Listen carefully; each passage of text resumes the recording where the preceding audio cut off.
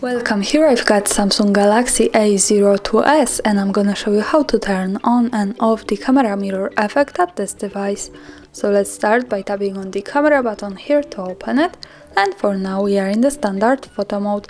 From here let's go to the left corner to this button. When we tap here we can open the advanced camera settings.